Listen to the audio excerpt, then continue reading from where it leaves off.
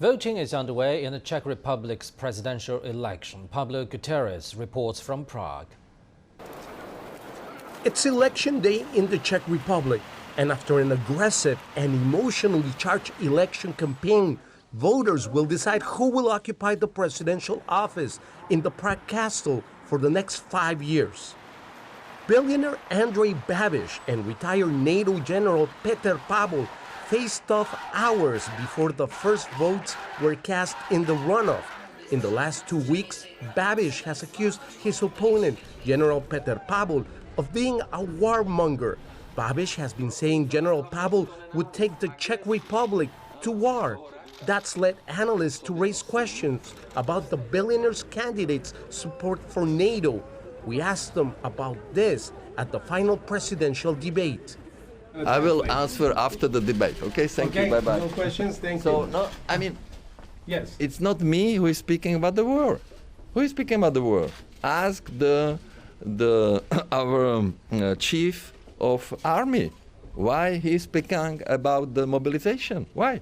I'm not speaking about the war. I am speaking about the peace. This is my program. Okay. Do you support Thank NATO, you. sir? Of course. What is this question?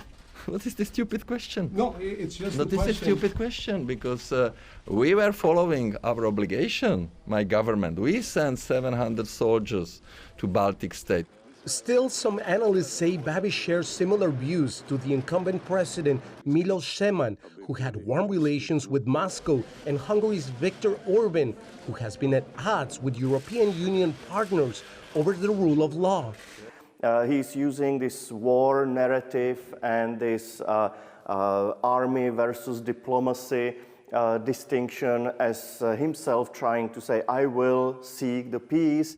General Pavel says he supports NATO's common defense principle and that the primary job of an army is not to attack, but to protect. It's been a bruising campaign. General Pavel's website has been hacked twice. The first time right after the first round of elections, and the second time just hours before the polls opened today. Czech authorities say Russian hackers are to blame. People are divided just by a very rough campaign. I believe that once it's all over and it will get calmer in the media, even people will get calm. Despite the fact that the Czech presidency is largely ceremonial and the day-to-day function of the government rests in the hands of the prime minister, Czech voters seem highly energized by the contest, and a high turnout is expected for the second round. There's a lot at stake in this election. Last August, the German chancellor here in Prague said it bluntly. The center of Europe is moving eastward. The Ukraine conflict has raised the influence of countries in this region.